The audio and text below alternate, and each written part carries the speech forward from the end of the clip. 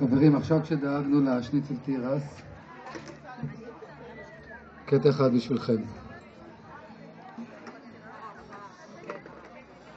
חברים, קטע כוונות, קטע קצת לריכוז רוחני. כולנו מילינו את הבטן, בואו נמלא את הרוח. כי זה התנאי, שיש גאולה גשמית, שאנחנו נבצע גאולה רוחנית. אבל עד שלא נבצע גאולה רוחנית, לא יהיה סוף וסיום לגאולה הגשמית, כי היא באה רק בתנאי. לכן מצד אחד נתנו לנו כביכול מדינה, ומצד שני המדינה הזאת תלויה באחרים. ועד שאנחנו לא נקבע את העצמאות שלנו הרוחנית, אנחנו בגשמיות נהיה תלויים באחרים. וכמה שאנחנו ועד כמה שאנחנו מפגרים בתיקון הרוחני, כך נהיה עוד יותר ויותר תלויים באחרים. לחיים.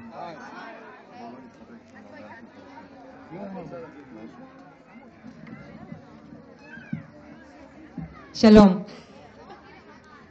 אני רוצה לומר לכולם שאנחנו פה מתחברים וזה מאוד כיף לנו ואחלה קבוצה ואוכל טעים, אבל מה שחשוב זה כל הזמן הכוונה שלנו שבחיבור אנחנו כל הזמן יש לנו הרי כוונה, ותראו איזה כיף לנו.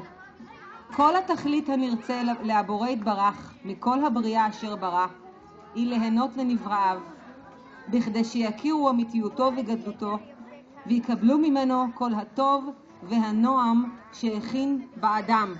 זה בעל הסולם מתוך הקדמה לספר הזוהר. אז תודה רבה לכוח העליון שבינינו, שבזכותו כל כך ככה יש לנו כזה חיבור והוא פה. אנחנו עושים לו נחת רוח. לחיים! אבל יש משפט שאני גם חייבת לומר על הקבוצה הזאת, כאילו, איזו קבוצה!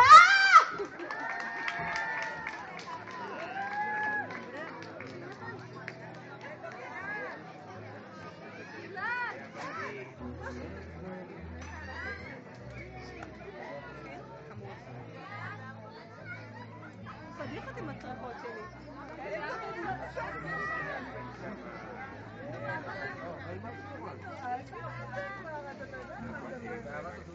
עבדתי הכל בסדר. תאמיני לי, אני אוהב את זה. אני אוהב את הכיוון.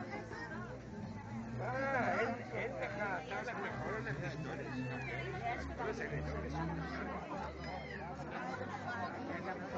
מה עם הבת והאימא? מה פה קורה פה? עם החיבור? יאללה. כמו שאתה עולה. תבש אותך, תאכל אותך. אני אוכל. אני הלכתי בקיבוץ.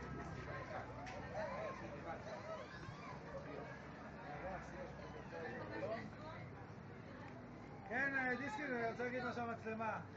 ואהבת לרעך כמוך. כלל גדול בתורה.